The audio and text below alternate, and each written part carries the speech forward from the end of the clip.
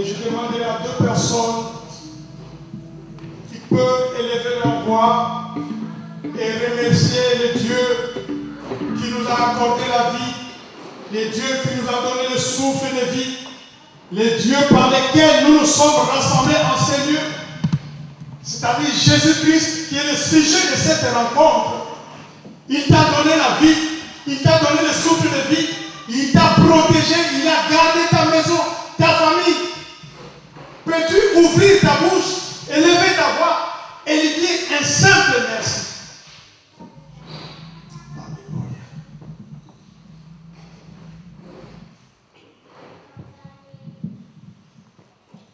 Alléluia. Tendre Père, je bénis ton nom. Je te dis encore merci, Seigneur, pour cette grâce que tu nous as encore accordée. Pour ce privilège, Seigneur, oh Dieu, que toi tu as voulu bien que nous puissions y recevoir. Durant toute la semaine, oh Dieu, tu étais avec nous. Durant, Seigneur, toute la semaine, tu nous as bénis. Tu nous as protégés, tu nous as fait du bien, Seigneur. Voilà pourquoi nous nous sommes précipités, Seigneur, oh Dieu, dans ta maison, pour te rendre un culte agréable. Parce que, Seigneur, oh Dieu, tu es celui qui mérite, Seigneur, l'adoration, les louanges, Seigneur, de ton peuple. C'est l'une des recommandations, Seigneur, oh Dieu, que tu nous as accordées. Car tu as dit dans ta parole que tout ce qui respire loue l'Éternel. Seigneur, par rapport à la vie que tu m'as accordée, pourquoi ne pas t'élever? Pourquoi ne pas te dire merci? Beaucoup sont cloués dans les lits des hôpitaux. Beaucoup sont morts, oh Dieu. Nous ne sommes pas meilleurs par rapport à eux. Mais si nous sommes encore debout, si nous sommes encore en vie, Seigneur, c'est parce que toi, tu nous as accordé la grâce. Seigneur, ta grâce, Seigneur, nous suffit. Ta grâce, Seigneur, oh Dieu, nous fait du bien. Voilà pourquoi, Seigneur, oh Dieu, j'élève ton Seigneur. Là où tu es assis dans les lieux élevés, les anges, Seigneur, jour et nuit, ne se fatiguent pas. Alors que, Seigneur, tu avais envoyé Jésus mourir sur la croix, ce n'était pas pour les anges, mais c'était pour moi, Seigneur, oh Dieu. Voilà pourquoi, Seigneur, quand j'analyse tout cela, cela me pousse, Seigneur, oh Dieu, à élever ton Seigneur. Tu es tout pour moi, Seigneur, oh Dieu. Tu es celui qui donne sens à notre vie, Seigneur. Sans toi, nous ne pouvons rien, Seigneur, parce que notre vie est entre tes mains. Tu es celui qui prend la décision finale pour notre vie. Nous faisons des projets, Seigneur, mais la finalité, c'est toi. Je bénis ton nom, Seigneur. Merci, Seigneur, oh Dieu, pour ta présence encore dans ce lieu. Parce que toi, tu es là. Tu es fidèle au rendez-vous. Tu as dit, là où 2 ou 3 personnes sont réunies, toi, tu es là. Voilà pourquoi je salue ta présence, oh notre Dieu. Seigneur, oh Dieu, siège au milieu de nous. Que tu puisses occuper la première place, Seigneur, oh Dieu. Que nous puissions diminuer et que toi seul tu puisses élever parce que tu le mérites. Que toute l'honneur te revienne. Toi les grands rois, toi les seigneurs des seigneurs, toi les princes des paix. Alléluia. Merci Jésus. Maman José-Zola va encore élever sa voix et remercier le Seigneur qui nous a accordé cette grâce divine.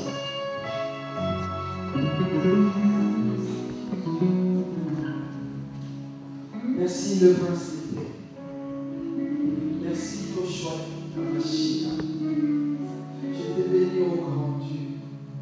Je te loue éternel de tout puissant. Papa, tu as donné le corps à profiter à l'ensemble. Maman, pour le moyen, il y a une conception sur le moyen. Il va profiter, il va au côté scolaire.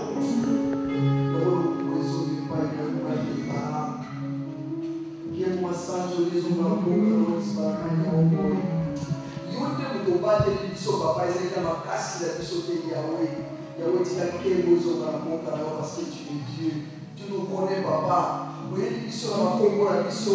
Vous voyez l'édition Père éternel. Yahweh, papa, dit quand on devait vous s'en aller, l'après-midi, il y a des gens coloniaux, total, la volonté de l'éducation de papa. Toyé des pailles de l'eau, ils ont dit qu'à moi. Toyé pailles de l'eau, Seigneur de tout puissant, pour yo le Bélakambana na yo Yahweh. olekala kolobela biso olekala kotia biso susu na nzela olekala kosimba biso na loboko ti komema biso na destine na biso yawe yango nzambe na likambo nazongisima tondi epai na yo kembo masanjoli ezonga na mboka na yo o liziba na mai na bomoi nzambe soki na kotala o yawe bamingi bazali nzambe na mokili nzambe na bilaka biso nzambe obengi biso tie biso à part Seigneur Dieu tout puissant ezalaki na makasi na biso te yo nde oponaki biso nzambe na bikamwa lokola osangisi biso na se na kati na oyo esika nzambe lokola soso babatelaka bala na ye na se na mapapu na ye nzambe tika ete yawe yo obomba biso yo okamba biso yo osunga biso nzambe na CCG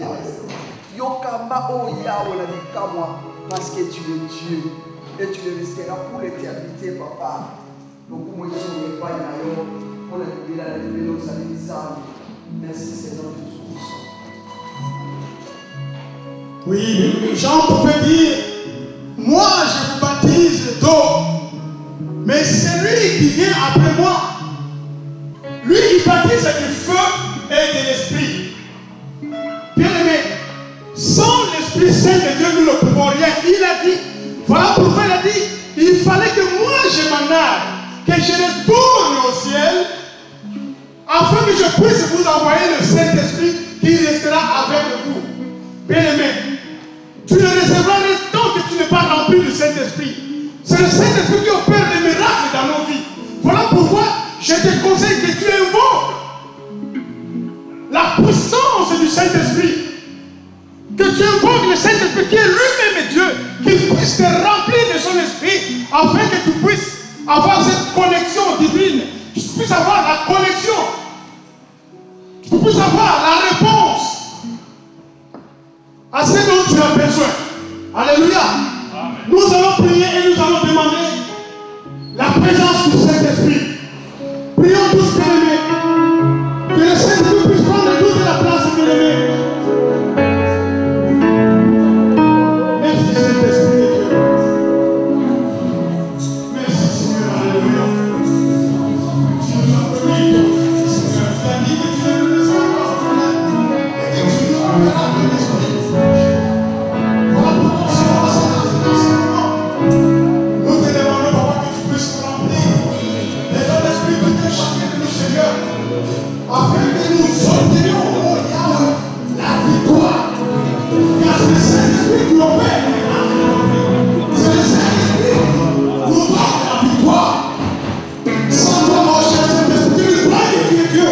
Sans toi, nous ne pouvons rien. Manifeste ta présence, Seigneur. Manifeste ta puissance, mon Seigneur de Dieu. Nous te levons encore. Nous te levons encore, cher Saint-Esprit de Dieu. Béni sois-tu. Tu es Dieu et tu te resteras. Au nom puissant du Seigneur Jésus-Christ. Alléluia. Merci Saint-Esprit. Merci Saint-Esprit. Que ton règne vienne. Que ton règne descende. Que ton règne descende pour se remplir de cette famille. Que celui qui est malade puisse obtenir la guérison. Que celui qui cherche la délivrance puisse obtenir. Puisse l'obtenir. De toi, mon cher Saint-Esprit.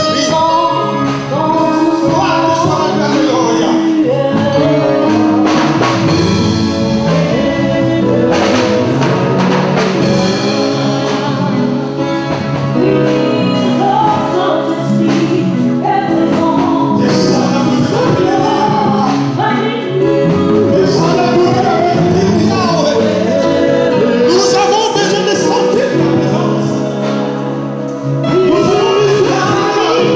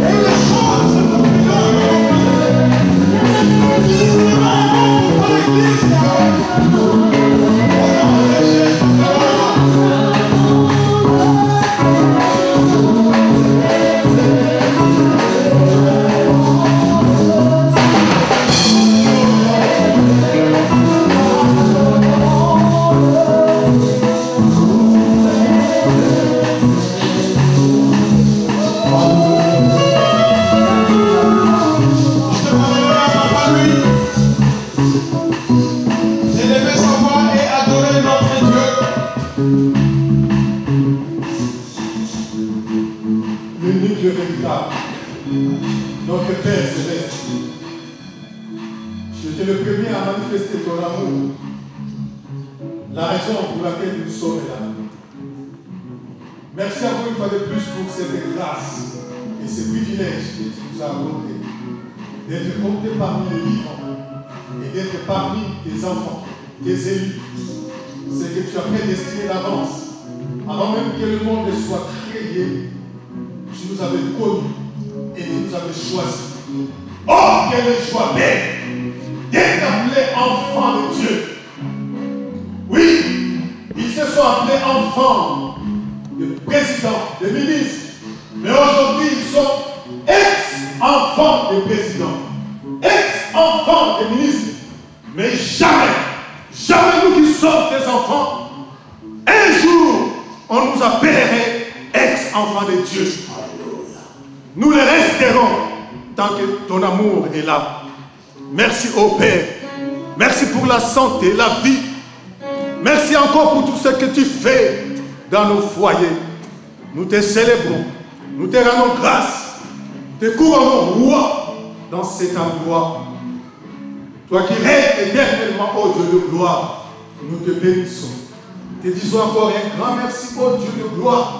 Reçois la louange, l'adoration de ton peuple cet après-midi, car tu le mérites.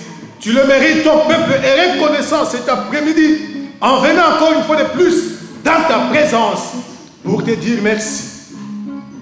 En ce jour, ô Dieu de gloire, où tu t'es reposé, tu as voulu ainsi que nous puissions sanctifier cette journée. C'est ce que nous avons fait. En retour, ô Dieu de gloire, nous voulons voir ta gloire. Seule ta gloire, ta victoire parmi nous, ô Dieu de gloire éclatante. Et laisse, ô Père, que ton esprit encore soit parmi nous.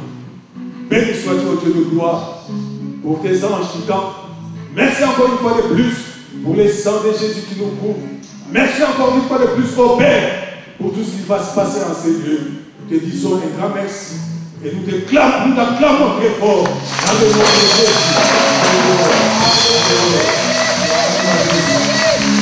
Le pasteur Hans va aussi sa voix pour adorer notre Seigneur. Toi qui es assis au lieu le plus élevé, toi qui portes le grand nom de tous les temps, nous avons connu des noms éternels, mais ton nom, Christ Jésus, au-dessus de tout. Car il est écrit dans ta parole, c'est en ton nom, Christ Jésus, que nous sommes sauvés. Et c'est en ton nom, éternel, notre Dieu, que nous puissions accéder, Seigneur notre Dieu, aux choses divines. Tu es Dieu. Nul n'est comparable à toi, grand Jéhovah. Nous élevons ta grandeur, cette immense grandeur, éternel notre Dieu, que même, Seigneur notre Dieu, la Bible dit, les cieux et les cieux des cieux ne peuvent même pas contenir, Seigneur. Christ Jésus, béni soit ton nom. Merci pour tout ce que tu ne cesses de réaliser dans nos vies, grand Dieu de la Bible. Merci pour cette opportunité que tu nous as accordée, Christ Jésus, de se retrouver dans ta maison, Seigneur, autour de ta parole. Car nous croyons, éternel notre Dieu, que cet après-midi, tu nous feras du bien. Mon âme te célèbre, au nom de Jésus-Christ. Amen. Nous acclamons le Seigneur. Acclamons,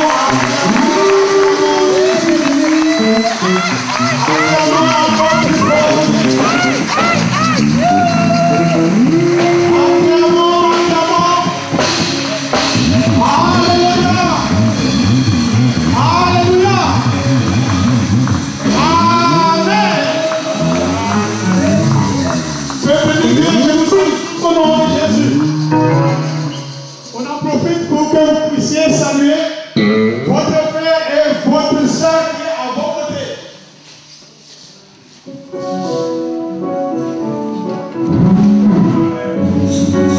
Alléluia. Salut-nous, Paris Saint-Pédé.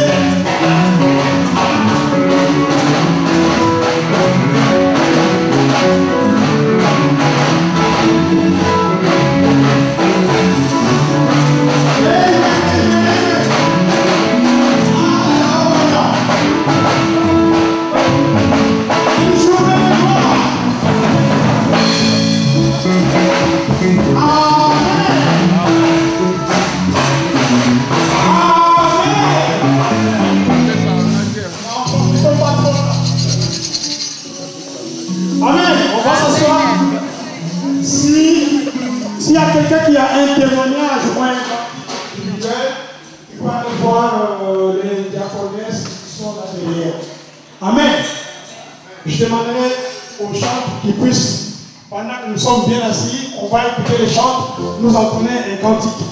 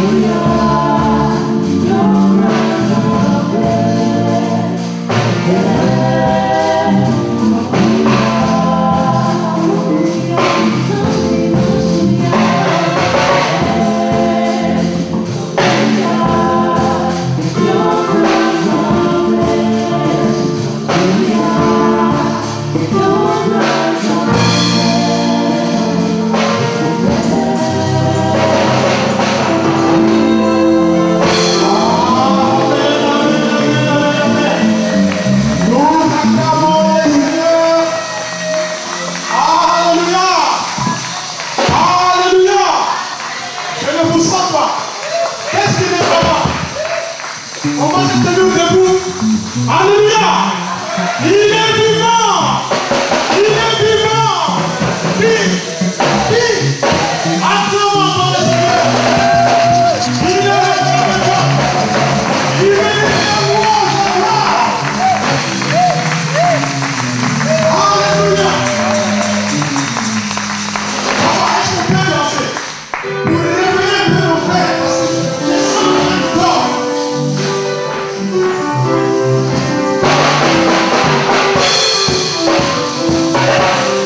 Que celui qui aime le Seigneur puisse danser pour sa gloire.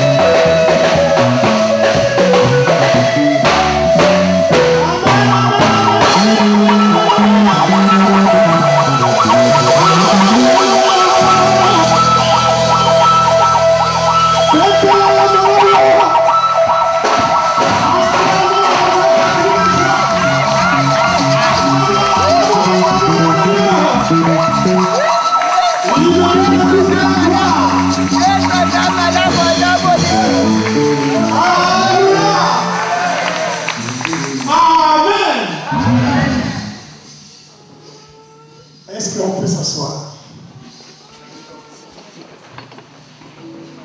Il est 14h moins 2 minutes.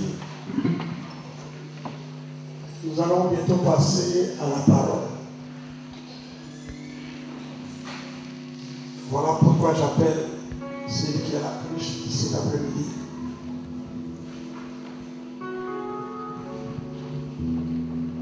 Ah! Encore!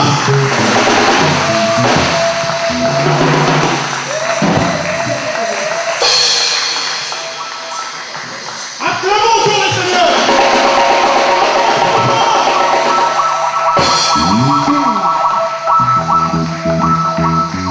Amen! Gloire au Seigneur, acclamez très fort.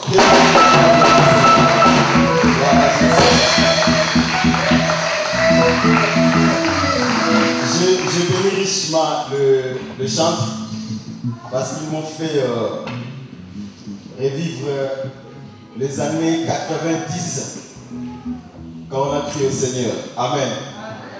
Non, c'était merveilleux. Et surtout le frère Prince, vous savez, dans la parole de Dieu, si vous voyez les gens d'antan, des gens comme David, ils adoraient Dieu beaucoup plus par les instruments. Amen. Vous savez, la guitare à 8 cordes, le cymbale de Myriam. Amen. Donc ils utilisaient beaucoup plus les instruments pour adorer Dieu avec. Et c'était merveilleux cet après-midi. Que Dieu soit loué. Amen. J'ai béni le Seigneur, surtout pour ta présence. Je sais que le temps nous a trahis. Même moi, Je ne savais pas comment arriver ici avec toute ma famille. Mais que le nom du Seigneur soit béni. Parce que nous avons des gens qui aiment le Seigneur et qui aiment aussi leur prochain. Et par là, j'aimerais bénir l'ancienne Tchété qui est passé nous prendre. Parce que vous savez, ces derniers temps, j'ai un petit problème pour la voiture. Amen. Et je bénis vraiment ces couples, l'ancien et sa femme, qui ont pris de la peine pour passer nous récupérer. Que Dieu leur bénisse richement. Amen. Sans plus tarder, nous allons passer à la parole. J'aimerais que tu sois connecté dans l'esprit de la prédication de cet après-midi. Parce que je sais, Dieu ne rassemble pas un peuple en vain. Si Dieu nous a rassemblés en ces lieux, c'est qu'il a quelque chose de très très capital à communiquer à chacun de nous. Amen. Nous passons à la lecture de la parole de Dieu. Si on peut s'élever pour le respect à la parole, pendant que j'ai lu Matthieu chapitre 3, à partir du 13e jusqu'au 17e verset.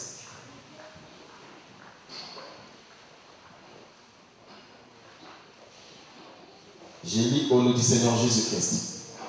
Alors Jésus vint de la Galilée au Jourdain vers Jean pour être baptisé par lui. Mais Jean s'y opposait en disant, « C'est moi qui ai besoin d'être baptisé par toi et tu viens à moi. » Jésus lui répondit, « Laisse faire maintenant car il est convenable que nous accomplissions ainsi tout ce qui est juste. » Et Jean ne lui résista plus. Dès que Jésus eut été baptisé, il sortit de l'eau. Et voici le ciel s'ouvrir, et il vit l'Esprit de Dieu descendre comme une colombe et venir sur lui. Et voici une voix fit entendre des cieux ces paroles. Celui-ci est mon Fils bien-aimé, en qui j'ai mis toute mon affection. Que Dieu ajoute l'explication à sa parole. Amen. Inclinons nos têtes pour la prière. Dieu bien-aimé, tu nous as rassemblés cet après-midi, Seigneur. C'est parce que tu as quelque chose à communiquer à chacun de nous. Nous te prions d'ouvrir notre entendement spirituel quand nous voulons comprendre les Écritures. Autrefois, Pierre a coupé l'oreille du soldat. Et si tu as remis cette oreille en place, c'est parce que ce n'était pas le moment de circoncire les oreilles. Mais le moment est arrivé, comme dit ta parole, tu as endurci leur cœur et tu as fait que de leurs oreilles n'entendent point.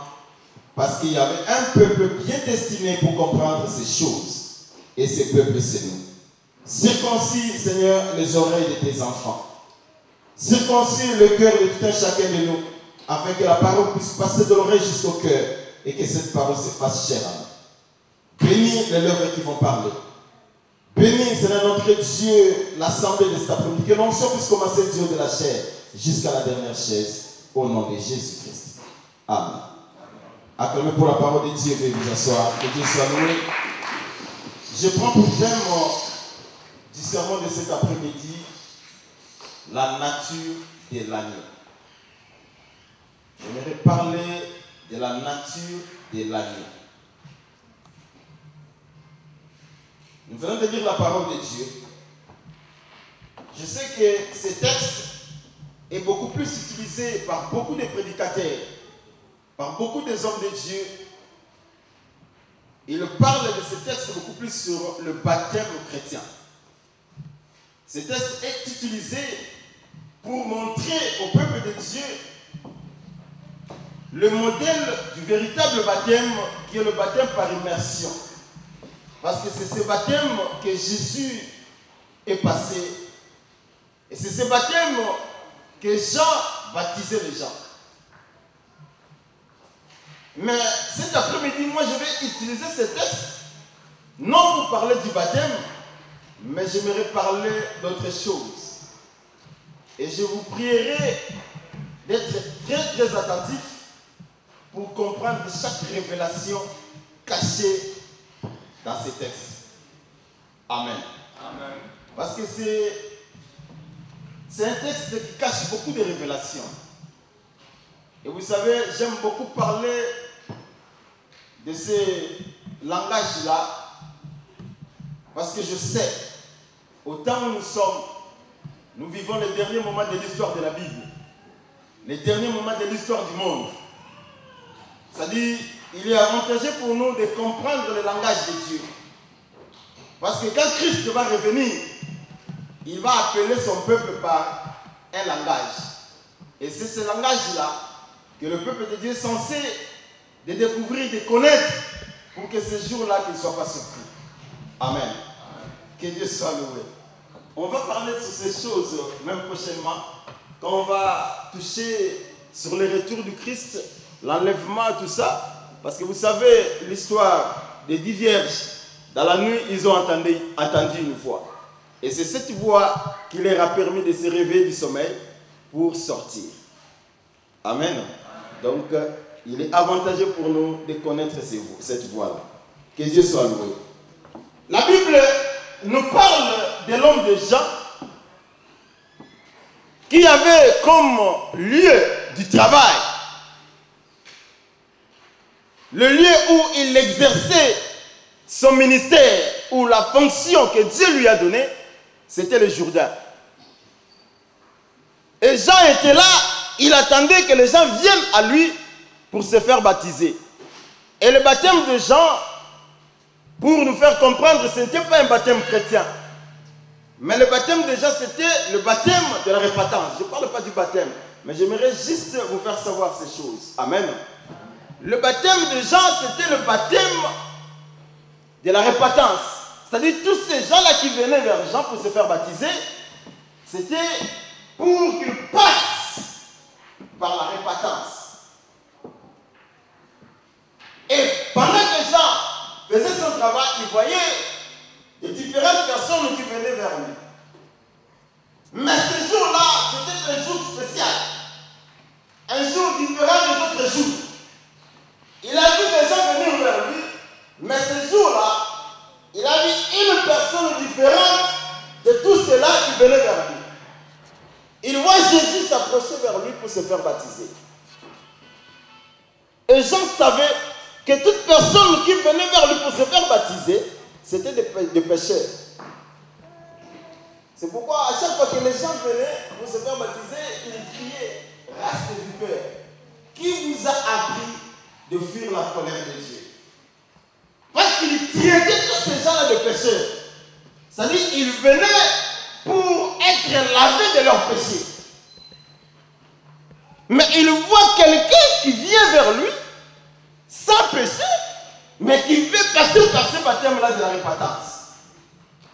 J'ai dit non. C'est moi plutôt qui ai besoin de venir vers toi pour me faire baptiser. Parce que Jean est un prophète de Dieu. Il savait que Jésus était Dieu manifesté dans la chair humaine. Il savait que c'est Jésus qui a la capacité ou le pouvoir de donner aux gens le baptême que tout le monde devait attendre, qui est le baptême de l'Esprit. Il dit, c'est moi qui ai besoin d'être baptisé par toi. Comment tu viens à moi? Jésus lui dira, laisse faire, car il est convenable que nous accomplissions ainsi tout ce qui est juste. J'aimerais d'abord rester là. Il est convenable que nous accomplissions ainsi tout ce qui est juste. Qu'est-ce qui était juste? Laissez-moi vous dire, bien-aimés dans le Seigneur, cette scène-là, c'était au fleuve du Jourdain. Tout le monde qui était là venait vers Jean pour se faire baptiser. Et quand ils ont vu Jésus venir aussi pour se faire baptiser, personne ne connaissait Jésus. Qui il était véritablement? C'est le Jean qui avait la révélation de l'homme de Jésus. Malgré qu'il était prophète, malgré qu'il avait la révélation de qui était Jésus, mais il a manqué quelque chose ce jour-là. Jésus vient vers lui, lui il résiste. Parce qu'il était incapable de comprendre qu'est-ce qui était juste. Qu'est-ce que Jésus voulait faire à ce moment-là. Lui étant Dieu. Amen. Amen. Laissez-moi vous dire, bien-aimés dans le Seigneur, il est écrit dans la parole de Dieu que le Seigneur Jésus, il est venu sur la terre pour accomplir la loi et les prophètes. Il est venu accomplir tout ce que Moïse a parlé dans la loi. Tout ce qui s'est passé aux temps anciens. Par la loi de Moïse, Jésus n'est pas venu abolir cela, mais il est venu l'accomplir. Il est venu accomplir tout ce dont les prophètes ont prophétisé. Les prophètes parlaient déjà. Ils parlaient d'une personne. C'est pourquoi vous verrez l'homme d'Ésaïe, quand il parlait de la personne qui devait venir être loin. Pendant ce temps, l'ennemi éthiopien disait, il se posait la question, le prophète parle de lui-même ou d'une autre personne. Il fallait quelqu'un pour lui expliquer ces choses. C'est-à-dire, le prophète a parlé, mais il y a quelqu'un qui est l'accomplissement de ce dont le prophète a parlé. Jésus était l'accomplissement de la loi et le prophète. Ça veut dire quoi? Ces jours-là, Jésus voulait que tout ce qui est juste s'accomplisse. Qu'est-ce qui est juste? Laissez-moi vous dire, bien-aimés dans le Seigneur, il n'y a personne qui a été trouvé juste, ni dans le ciel, ni sur la terre, ni sur la terre. Il y a un seul juste. Parce que la justice de Dieu, c'est une personne. Amen. Amen. Or, cette personne-là est appelée la parole. Au commencement était la parole était avec Dieu, et la parole était Dieu. La parole se fait chair. C'est-à-dire quoi? Jésus voulait accomplir la parole. Accomplir tout ce dont est écrit dans la loi et le prophète. Tout ce qui est écrit dans le parchemin, dans les livres prophétiques, il fallait que tout cela s'accomplisse. Or, il est écrit dans Amos chapitre 3, le verset 7. Dieu ne fait rien sans avoir révélé son secret à ses serviteurs les prophètes. C'est-à-dire quoi? La parole vient au prophète. Dieu donne la parole au prophète. Et le prophète maintenant, quand il reçoit la parole, les écailles de ses yeux tombent, il voit clair. Et là, il devient automatiquement les yeux de l'Éternel. Ce que les gens sont incapables de voir. La Bible dit, seul Dieu est capable de sonder le cœur et le rein. Mais le prophète est capable, quand Dieu fait tomber les écailles de ses yeux, quand Dieu lui donne la parole, le prophète est capable de discerner le cœur des gens. Amen. Amen. La parole vient au prophète. Or, laissez-moi vous dire, cette scène-là, c'était dans la rivière Jourdain. Jean était là. Il voyait les gens venir vers lui. Mais ce jour-là, il a vu Jésus venir vers lui. Jean résiste. Or, Jean oubliait que ce jour-là, il fallait que Amos 3:7 aussi s'accomplisse. Est-ce que vous me comprenez? Il fallait que Amos 3:7 aussi s'accomplisse. Parce que Jésus est venu accomplir la parole. Il est venu accomplir la loi et le prophète. La Bible dit, le ciel et la terre passeront, mais aucun iota de la parole de Dieu ne passera. Laissez-moi vous dire, frère, aussi longtemps que toute la parole de Dieu ne s'est pas encore accomplie, Jésus ne reviendra pas. Pour que Jésus-Christ revienne prendre son épouse, il faut que toute la parole de Dieu s'accomplisse. Amos 3:7 devait s'accomplir ce jour-là.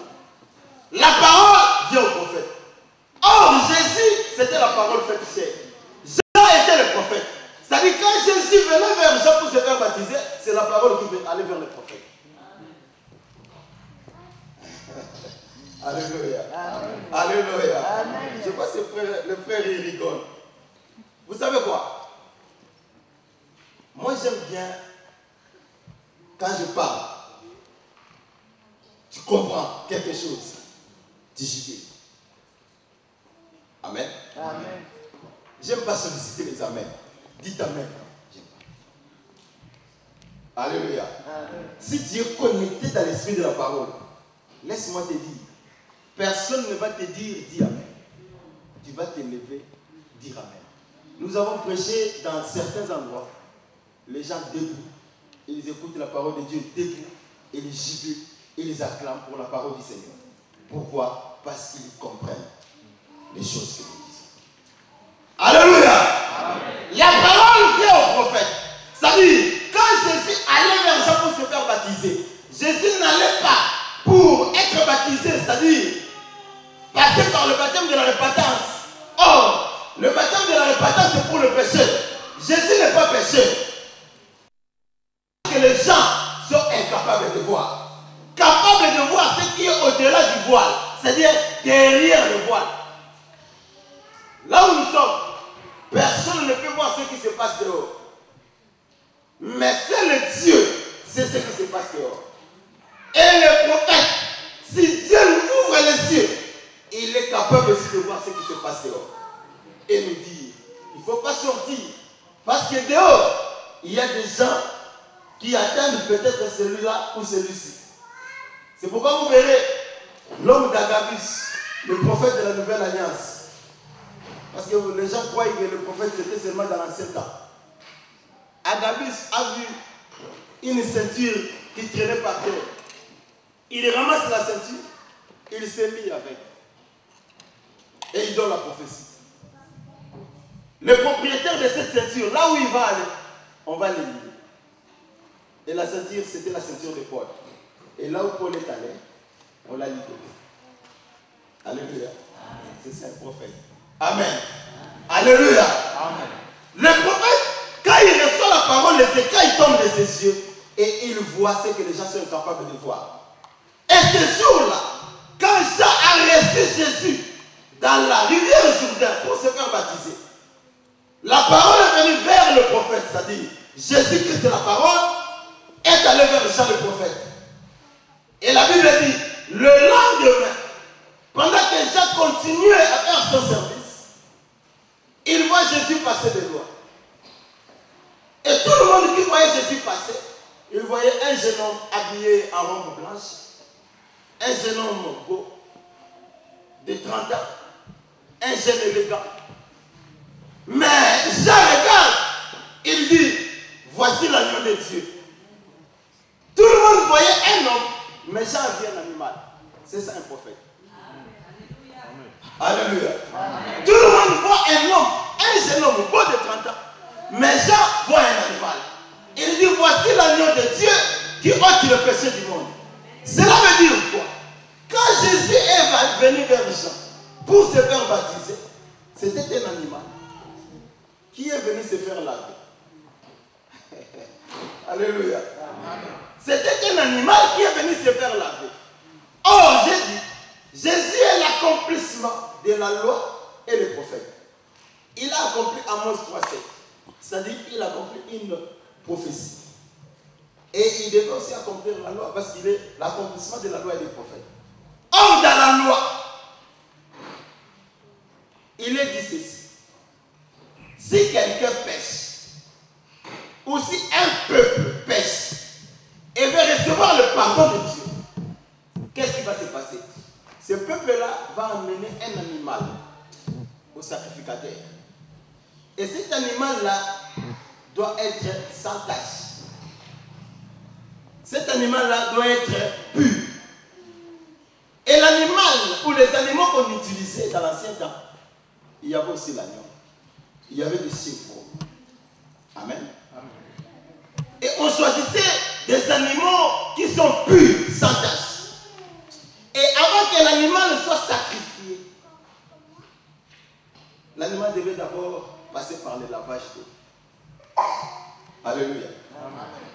Or, Jésus, il est l'agneau de Dieu. C'est-à-dire l'animal de sacrifice. C'est que Jésus aussi, avant d'être sacrifié, il fallait passer par le lavage d'eau. Cela veut dire quoi? Quand Jésus est allé vers Jean, ce n'était pas le baptême, mais c'était le lavage d'eau. Étant agneau de Dieu, avant de passer sur l'autel de sacrifice qui est la croix, il fallait d'abord être lavé. Alléluia. Amen. Donc Jésus, quand il est allé vers Jean pour se faire baptiser, c'est pour accomplir aussi la loi. C'est-à-dire accomplir ce dont il est question de tous les animaux de sacrifice. Lui étant le véritable animal de sacrifice. Parce que tous les animaux de sacrifice de l'Ancien Testament, c'était une préfiguration. Mais le véritable, c'est Jésus. C'est lui le véritable agneau de Dieu. Amen. Parce que dans l'Ancien temps, quand quelqu'un pêche, on présente l'agneau, on fait le service, le péché est couvert. Demain encore il pêche, on présente l'agneau, on fait le sacrifice, le péché est couvert. Tout ce temps-là, le péché des gens était couvert. Personne n'était capable de doter le péché. L'animal incapable de doter le péché. Il fallait le véritable animal. Il fallait que Jésus vienne. Lui, le véritable agneau de Dieu, pour ôter le péché du monde. C'est-à-dire, le service est fait une fois et c'est fini. Plus question d'amener les animaux de sacrifice. C'est pourquoi dans notre temps, si vous voyez dans une église ou une congrégation, on dit aux gens, venez avec ça pour vous faire pardonner le péché. C'est qu'il y a quelque chose qui cloche. Alléluia. Bien aimé dans le Seigneur, pour que Dieu me pardonne de mes péchés, je n'ai pas besoin de donner 1000 euros. 1000 euros ne pardonnent pas le péché. Alléluia. Amen. Il n'y a aucune monnaie qui peut pardonner le péché. Il n'y a aucun animal qui peut pardonner le péché. Il n'y a aucun habit qui peut ôter le péché. Mais la seule personne capable d'ôter le péché des gens, c'est celui-là dont il est question dans le livre d'Apocalypse, qui est digne d'ouvrir le livre et d'en rompre le sceau. Pendant que tout le monde voyait. Dans la livre de regarde, il ne voit personne dans le ciel, ni sur la terre, ni sur la terre, capable d'ouvrir le livre. Mais il regarde. L'aide de Dieu dit, oh, sois calme, ne pleure pas ça. Voici le lion de la tribu de Juda. Alléluia. Amen. Voici le lion de la tribu de Juda. Ça regarde, il veut voir un lion, mais il regarde, il voit un agneau. On a déjà parlé de ces choses ici. Alléluia. Amen. Au lieu de voir le lion, parce que le vieillard a dit le lion, mais je vois un agneau. Alléluia. Amen. Pourquoi il a dit l'agneau? Pourquoi? Parce que c'était question de la rédemption. Le lion ne peut jamais racheter. Alléluia. Amen. Le lion ne peut jamais, le sang du lion ne peut pas ôter le péché. Mais le sang capable d'ôter le péché, c'est le sang de l'agneau. Or, Jésus, c'est le véritable agneau de Dieu. Amen. Alléluia. Amen. Il fallait que Jésus accomplisse tout ce qui était juste. Il dit à Jean, laisse faire, car il est convenable que nous accomplissions tout ce qui est juste. Accomplir la loi, accomplir le prophète. Jésus étant l'agneau de Dieu, avant de passer par les sacrifices, de monter sur l'autel des sacrifices, il fallait qu'il soit d'abord lavé. Et c'est pourquoi ce jour-là, il est allé se présenter vers Jean. C'était pour se faire laver comme étant l'agneau ou l'animal de sacrifice. Et non seulement ça, parce qu'on ne peut jamais sacrifier un animal sans pour autant qu'il y ait un sacrificateur. Parce que c'est le sacrificateur qui fait le service. Alléluia. Amen. Amen. Amen. C'est le sacrificateur qui fait le service. C'est pourquoi moi j'aime bien, à chaque fois que je parle sur quelque chose, sur chaque intervention, il faut bien retenir ce que je dis. Parce que je peux revenir sur quelque chose, mais je passe. Je ne vais pas tarder là-dessus parce que j'en ai déjà parlé. Amen. Amen. Il fallait le sacrificateur pour faire le service. Or, Jésus n'est pas seulement l'animal des sacrifices, mais il est aussi sacrificateur. On a parlé de ces choses. Sacrificateur, c'est le nom de Melchisedec. Amen. Amen. Il a été élevé comme sacrificateur, c'est le nom de Melchisedec. Pourquoi? Or, Jésus est sorti de la tribu de Juda. Or, Or, dans la tribu de Juda, il n'y a pas la promesse du sacerdoce. Dans la tribu de Juda, la promesse est donnée pour la royauté. Amen. Amen. Parce que tous les rois d'Israël sont de la tribu de Juda. C'est pourquoi l'homme de Saoul, il n'était pas le choix de Dieu. Parce qu'il n'était pas de la tribu de Juda. Il était un Benjamite, Saoul. C'est pourquoi le jour où Samuel est allé le poindre comme roi, comme ce n'était pas la volonté parfaite de Dieu, c'était le choix des hommes. Parce que les hommes aiment bien ce qui font plaisir. Alléluia. Ils ont vu dans Saoul un homme musclé, un homme fort, très intelligent. Et c'est ce que les gens aiment. Notre pasteur, il est musclé, il est fort, très beau. Notre pasteur, il a fait des études. Et il est licencié en je ne sais pas en quoi. Il a fait la théologie. Les gens aiment bien ces choses. Alléluia. Et ils ont fait le choix. Ils ont choisi Saoul. Quand Dieu leur a dit, choisissez qui vous voulez élever comme roi. Parce que vous m'avez demandé de vous donner un roi. Ils ont choisi Saoul. Et quand Samuel est allé poindre Saoul, Samuel utilise la fiole d'huile. Il a pris quelque chose comme une bouteille fabriquée par le main d'homme. Il met l'huile d'onction et il oint Saoul. Alléluia. Amen. Pourquoi?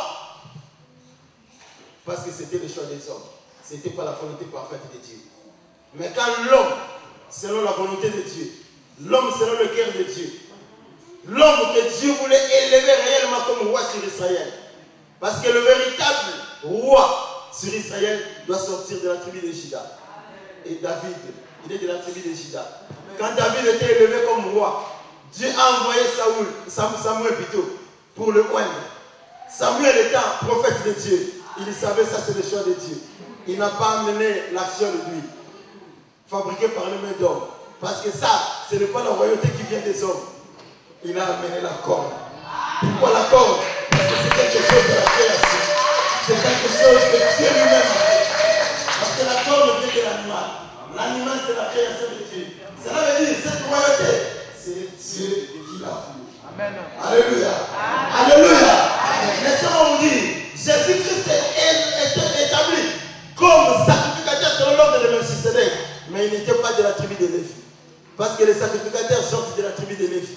Mais Jésus, qui est sorti de la tribu de Juda, il devait normalement être élevé comme roi. Mais pourquoi sacrificateur? Lui qui n'est pas sorti de la tribu dont on parle de sacrificateur. Pourquoi? Parce que le sacerdoce de Jésus, ce n'est pas le sacerdoce lévitique. Alléluia. Alléluia. Les sacerdoces de Jésus, ce n'est pas les sacerdoces lévitiques. Jésus, tous les sacrificateurs ou les lévites qui devaient faire le service devait se faire dans les temples. Amen. Il prend l'animal, on sacrifie l'animal, il prend le sang, il entre dans le lieu très saint, dans les temples de Salomon, et il fait le service. Mais quand Jésus est venu, Dieu l'a établi, Dieu l'a élevé comme sacrificateur selon l'ordre de Melchisedec. Cela veut dire quoi? Le service que Jésus devait faire, le service comme sacrificateur, ce n'était pas dans les temples de Salomon. Alléluia. C'est pourquoi quand Jésus est venu, étant sacrificateur, quand il a pris le sacrifice, parce que le sacrifice c'est l'agneau. Or lui-même est l'agneau. Et lui-même aussi sacrificateur. Amen. Lui-même l'agneau, l'animal de sacrifice, lui-même aussi sacrificateur. Cela veut dire quoi? Il s'est sacrifié, il s'est donné. C'est pourquoi il est passé par la croix. Il a mouru comme un animal. Amen. Et quand il est mort, il fallait maintenant les sacrificateurs fassent le service. Prendre le sang de l'agneau, le sang de l'animal tué, et entrer dans le lieu très saint pour présenter cela à Dieu. Cela veut dire quoi? Jésus est un sacrifice. Il est mort sur la croix. Le sang a coulé. Maintenant, étant sacrificateur, il est ressuscité d'entre les morts. Alléluia. Étant sacrificateur, il est ressuscité d'entre les morts. Pourquoi? Parce que le Dieu de la Bible ne peut pas mourir. Amen. On a parlé de ces choses ici. Dieu ne meurt pas. La personne qui était morte sur la croix de Golgotha, ce n'était pas Dieu, c'était l'homme. Parce que Jésus était 100% homme, 100% Dieu. Étant homme, il pouvait avoir faim. Amen. Amen. Étant homme, il pouvait dormir. Or, David dit, le Dieu de la Bible ne dort ni ne sommeille. Alléluia. Mais nous voyons Jésus dormir dans la barque.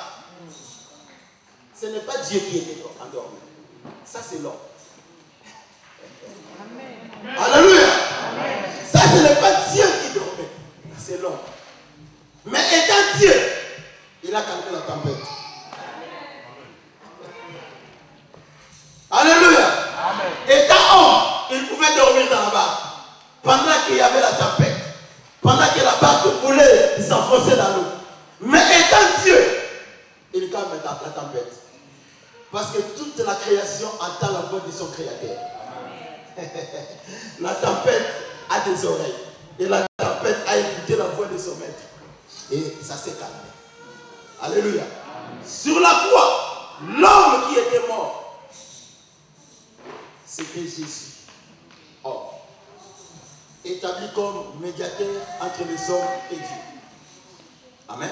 Amen. Parce que la Bible dit, il y a un seul médiateur entre les hommes et Dieu. Jésus, homme. Vous n'avez pas encore lu ça?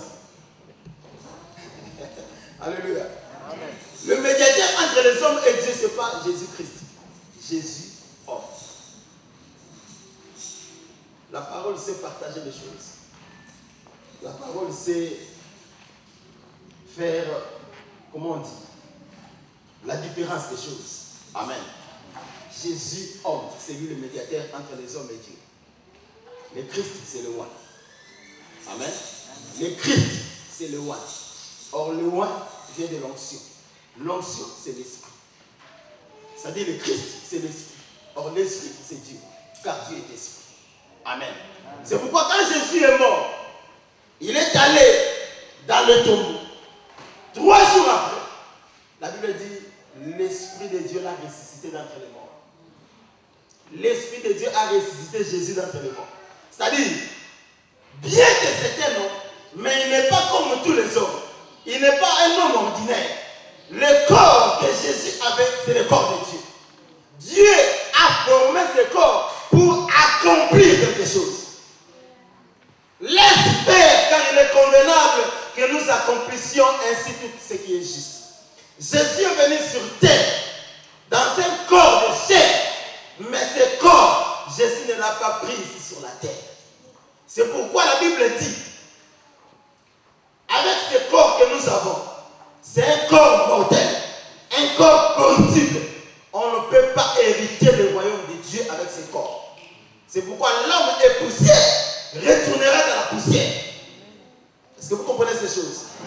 L'homme de la chair, quand il meurt, il est placé dans la tombe jusqu'à ce que son corps se décompose, ce corps devienne poussière parce que l'homme est tiré de la terre. Mais Jésus-Christ, il avait le corps de chair comme toi, comme moi. Mais ce corps-là, ce n'était pas un corps tiré de la terre. C'est ce que je vais dire. Amen. Alléluia. Amen. Le corps de Jésus, ce n'était pas un corps terrestre. Dieu a formé ce corps au ciel. Et il a placé ce corps dans le ventre d'une femme appelée Marie. Amen. Amen. Pourquoi? Parce que Dieu voulait que son peuple, c'est-à-dire le peuple qui s'est choisi, parce qu'Israël, c'est le peuple de Dieu selon la promesse. Mais nous sommes le peuple de Dieu par alliance. Alléluia. Amen. Dieu a fait une promesse à Abraham. Amen. Amen. Dieu a fait une promesse à Abraham. Et il fallait que Dieu veille sur ce qu'il a dit à Abraham. Mais oh, Dieu avait un peuple caché quelque part. Comment faire pour récupérer ce peuple? Dieu s'est formé un corps. Il est venu. Israël croit à un Dieu qui vient au ciel. C'est pourquoi quand Jésus est venu, comme il était né d'une femme, les Juifs ne pouvaient pas croire à son évangile. Parce qu'ils trouvent ça bizarre. Un Dieu naître par une femme. Comme nous. Non, ça ce n'est pas Dieu. Or, si Dieu a fait cela, c'est pour toi, c'est pour moi.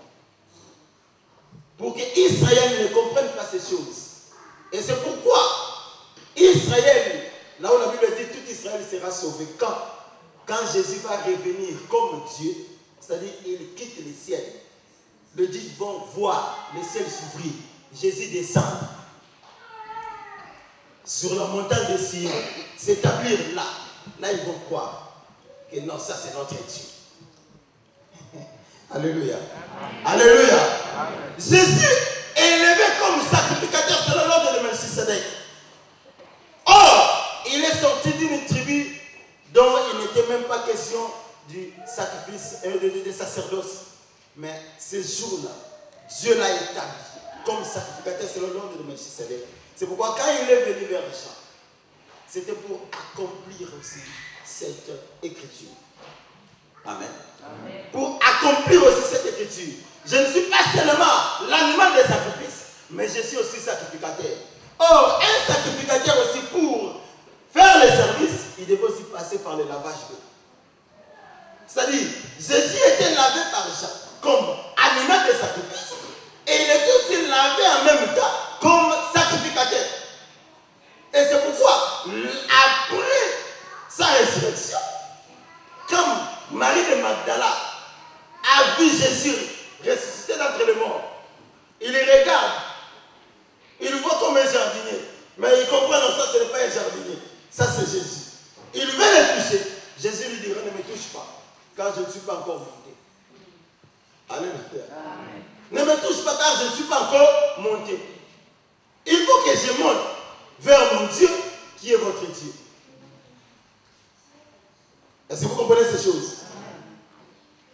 Là, c'est après sa résurrection. Mais quelques jours après, parce qu'après sa résurrection, il apparaissait aux gens, à ses disciples.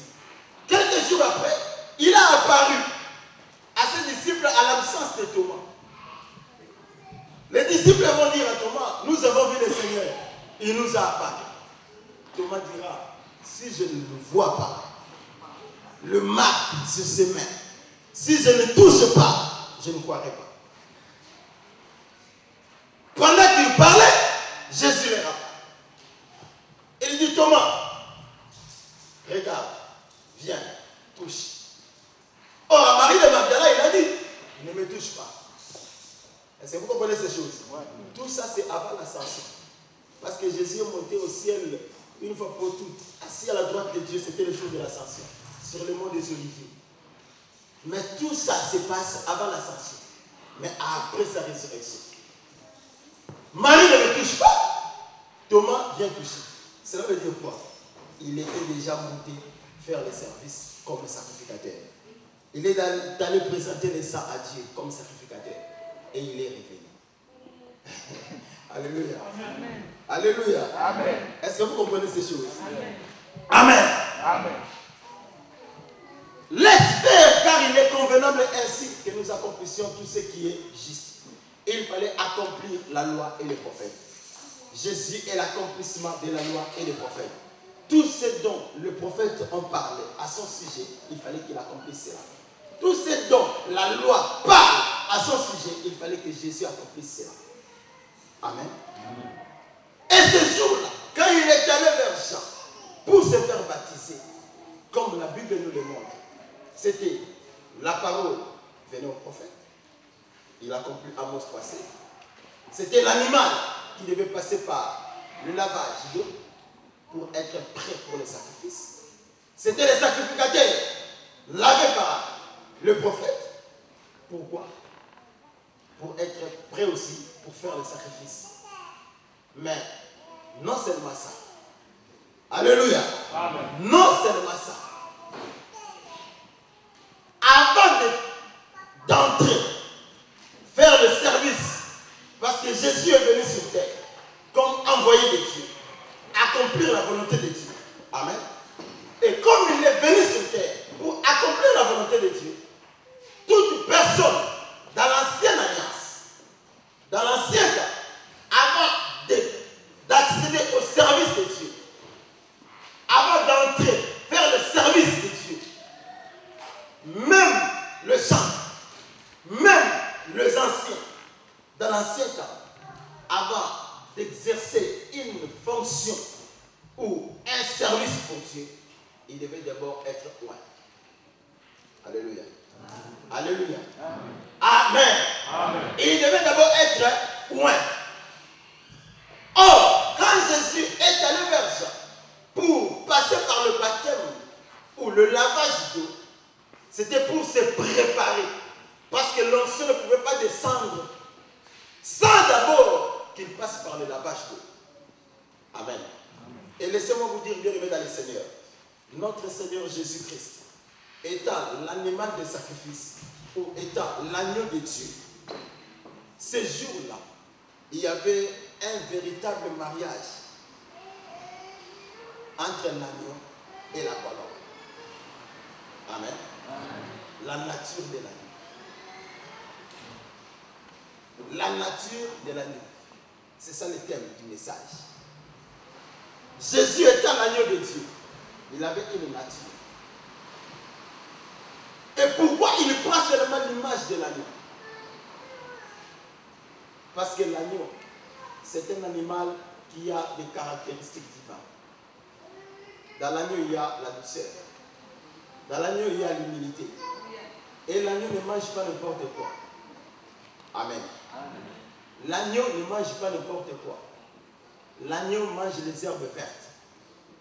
Alléluia. L'agneau ne mange pas n'importe quoi. Des choses impures. L'agneau ne touche pas à ça. Même les herbes, si ce n'est pas de bonne qualité, l'agneau ne va pas manger cela. Ça, c'est les caractéristiques de l'agneau. Alléluia. Amen. Et laissez-moi vous dire, ces jours-là, pendant que Jean résistait à Jésus, Jésus dit, il faut accomplir tout ce qui est justice, c'est-à-dire accomplir toute la parole. Jean a compris. Il ne lui résista plus. Il fait passer Jésus par les eaux du baptême. C'est-à-dire, il lui prend Jésus, il le lave par les eaux. Pendant que Jésus sortait de l'eau, la Bible dit, pendant qu'il sortait de l'eau, le ciel s'ouvrit. Et tous ceux qui étaient là, ils le regardaient. Ils voient l'Esprit de Dieu descendre comme une colombe et venir se poser sur Jésus. Alléluia. L'Esprit de Dieu descend comme une colombe et venir se poser sur Jésus. En Jésus, c'est l'agneau. C'est-à-dire, la colombe vient se poser sur l'agneau. Amen. Amen. Retenez bien cela. La colombe vient se mettre sur l'agneau. Pourquoi? C'est pourquoi j'ai dit, ce jour-là, c'était le mariage de l'agneau et de la colombe. Parce que l'agneau, avec toutes les caractéristiques divines qu'il a, c'est le même aussi avec la colombe. La colombe aussi est douce. La colombe est humble. Et la colombe ne mange pas n'importe quoi. Alléluia. Amen. Et j'aimerais que vous puissiez comprendre ceci. Cette colombe est venue du ciel. Alléluia. C'est-à-dire quoi? La colombe qui est venue se poser sur Jésus, qui est l'image de l'Esprit ou du Saint-Esprit de Dieu, cette colombe vient du ciel. Est-ce que Dieu a créé une autre colombe au ciel? Parce que Dieu a créé tous les 6 jours. Hein? Pendant 6 jours. Le 7e jour, il s'est reposé. Dieu ne crée. Mais cette colombe qui vient du ciel, Dieu a créé une nouvelle colombe au ciel. Alléluia. Amen. Alléluia. Amen. Là, je vais maintenant toucher les choses sérieuses. Parce que je vais parler de la nature de l'agneau. Le mariage entre la colombe et l'agneau. Mais d'où vient cette colombe? Alléluia.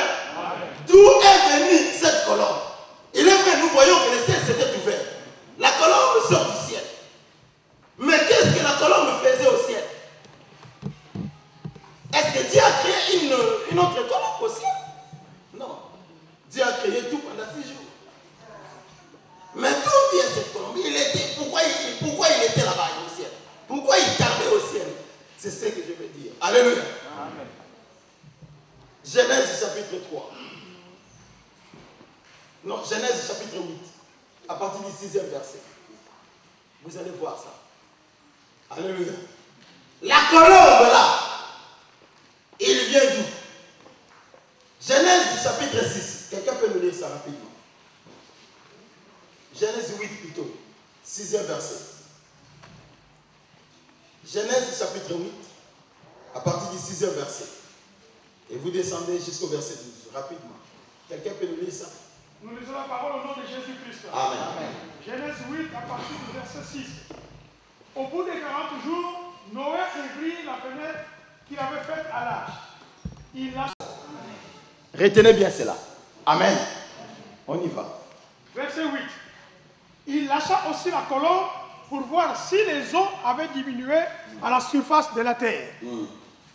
Mais la colombe ne trouva aucun lieu pour poser la plante de son pied. Amen. Le corbeau est parti. Mais le corbeau revient quand les eaux avaient séché. On se pose la question. La colombe est lâchée. La colombe est partie, il n'a pas trouvé le lieu pour poser ses pieds. C'est-à-dire qu'il y avait encore l'eau. Mais le corbeau s'est placé où? Alléluia. Le corbeau est parti, mais pourquoi il n'est pas revenu? Parce qu'il n'y avait pas d'endroit pour se poser. Le corbeau. Faites très attention avec le corbeau. Alléluia. On y va. C'est pourquoi je n'aime pas le corbeau. Très engagé. Très suspect. Le corbeau. Je reprends le verset 8. Il lâcha aussi la colombe pour voir si les eaux avaient diminué à la surface de la terre. Mais la colombe ne trouva aucun lieu pour poser la plante de son pied. Et elle revient à lui dans l'arche, car il y avait des eaux à la surface de toute la terre. Amen. Il avança la main, la prit et la fit rentrer auprès de lui dans l'arche. Verset 10. Il attendit encore 7 autres jours. Il a attendu 7 autres jours. Et il lâcha de nouveau la colombe hors de l'arche. Le deuxième voyage de la colombe. La colombe revint à lui sur le soir. Et voici une feuille d'olivier arrachée était dans son bec. La feuille d'olivier dans son bec. Noé connut ainsi que les eaux avaient diminué sur la terre. C'est-à-dire, quand Noé a vu la feuille d'olivier, c'est que c'était le message. La colombe n'a pas ouvert la bouche pour dire à Noé, les eaux avaient diminué. Mais la présence de la feuille d'olivier, ça a ouvert les yeux de Noé. Or, la feuille d'olivier vient de l'olive. Or, l'olive, c'est quoi? L'huile d'onction. C'est fait par l'olivier. N'est-ce pas cela? C'est-à-dire l'onction enseigne. Quelqu'un a compris? Amen. L'onction enseigne. Amen. C'est pourquoi il est écrit dans la parole de Dieu. Vous n'avez pas besoin qu'on vous enseigne, car l'onction que vous avez reçue vous enseigne. Je n'ai pas passé là. C'est la Bible. Amen. C'est-à-dire, Noé, quand il a vu la feuille d'olivier, or la feuille d'olivier représente l'onction. C'est-à-dire, il a reçu l'enseignement que les eaux a dit. Continue. Verset 12. Il attendit encore 7 autres jours. Et il lâcha la colombe. Mais elle ne revint plus à lui. L'an 601. On s'arrête là. On n'a même pas besoin de comprendre ça. Le corbeau, il était lâché. Retenez bien cela. Le corbeau est lâché. Le corbeau est revenu après que les eaux avaient séché. C'est-à-dire, il a fait sa fête. C'est ça le corbeau. Quand il est parti, il a fait sa fête. Le corbeau a vu des cadavres des animaux. Il a vu des cadavres des humains. Et c'était la fête pour lui. C'est pourquoi le corbeau ne pouvait pas revenir dans l'arche. Parce que la véritable nourriture que le corbeau aime, il ne trouvait pas cela dans l'arche. Alléluia. Amen. Le corbeau a trouvé sa nourriture en dehors de l'arche. Amen. Très attention avec le corbeau. Parce que dans l'arche, il se retrouve. Ah ouais. Amen. Amen. Amen. Mais laissez-moi vous dire, c'est le corbeau qui a nourri aussi Élie. C'est le corbeau qui a nourri aussi Élie. Hein? Il peut aussi apporter le pain. C'est pourquoi je dis qu'il faut faire attention avec les corbeaux. Il y a corbeau et corbeau. Amen. Est-ce que vous comprenez cela? Il y a corbeau et corbeau. Il y a corbeau qui peut nourrir Élie, c'est-à-dire qui peut apporter le pain. Or, le pain, c'est la parole. Il y a les corbeaux qui peuvent apporter la véritable parole. Mais attention, il y a les corbeaux aussi qui aiment bien les choses impures. Alors, il faut faire très attention avec les corbeaux. Mais dans cette église, s'il y a les corbeaux, c'est les corbeaux qui apportent le pain. Que Dieu soit loué. Alléluia. Les corbeaux est parti.